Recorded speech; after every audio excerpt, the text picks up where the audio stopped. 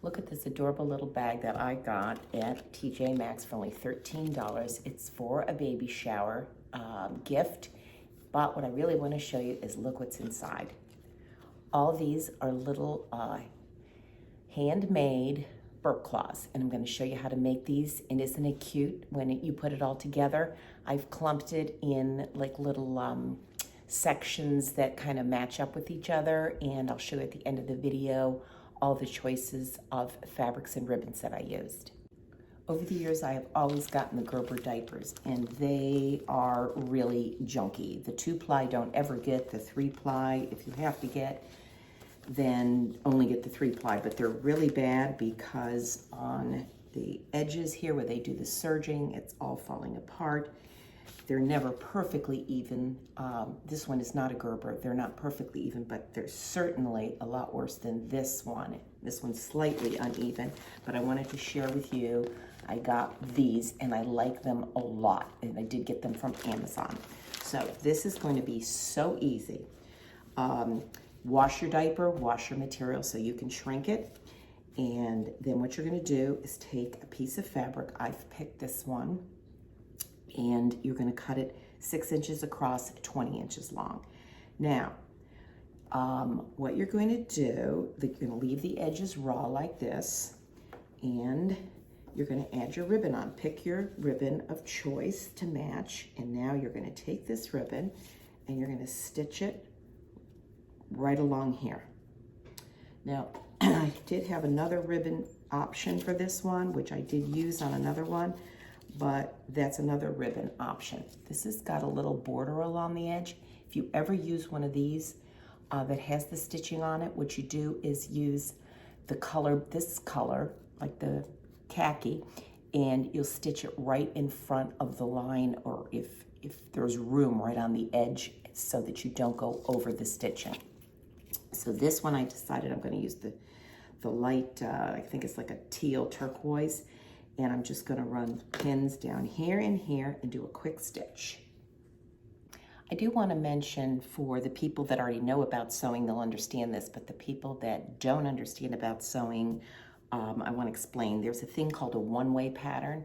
That means, of course, that it's just running one way and you cannot turn it either way. Then this is what you call not a one-way pattern. Any way you turn it, the pattern will look good. So make sure that when you buy a one-way pattern that you get a long enough piece that's going to go the 20 inches long. So now that's stitched on, and you don't have to worry about those raw edges, and I don't have to do much explaining with this. I did iron the diaper and the fabric. So now if you want to, you can eyeball it if you want to, but you can also measure from the edges from each side and shift it as needed to get it on your diaper evenly, overlapping the ends like this. And then you can go ahead and pin this on. I want to show you the ends here. Now, I just want to say this. You could fold this in and fold this over to the other side like that, but in some sewing machines, that's very thick to get through and it might not work. So you can do that, or you just fold it over like this, right where the edge is, and you can pin that. Oh, make sure when you're putting your pins in, that you have them all running the same way, so when you put it in your machine, that you don't have to have your pins turned backwards. I've done that too many times before. So you can bring this along the edge here. Luckily, this particular diaper, they're all just sometimes a little different. This one's pretty good on the end. Like I said, I really like these diapers over the Gerbers. So just go ahead and then finish pinning up this side across the bottom. Run your stitch around, and I'll show you the other ones that I did.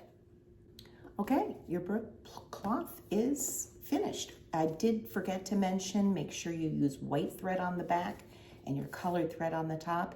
And also I used a longer stitch on this. Doesn't have to be real close. I don't know what your measurements are, but I used a 3.5. So this one is done. And what I do is I just fold it back like that. And I put the sides in like this. Sorry, like this. And then I fold it. And I find a cute little ribbon to tie around it. Now, a few minutes ago, I said the word clump. That's not what I meant. I group them off, so I try to find a couple coordinating ones so I can do two in a little wrapped bow. The fabric selection is really poor. I think after the virus that we're going through, they're just not ordering as much fabric, so I had trouble coordinating some. But this one, I did a little ocean, and then these cute hearts. I thought the bright colors went together. On this one, little bear. It is for a girl, so I would have used a gray for a boy, but I used the turquoise here. And then some cute little knitting sheep. And then this one, deer. And then on the back side, some little animals. And then little chickens on this one. And this one that I just made, this one, except since I had so much turquoise in my selections here, I decided to change it up a little bit and use the brown. So now, as I showed you, I got this little bag. All these can go inside of here.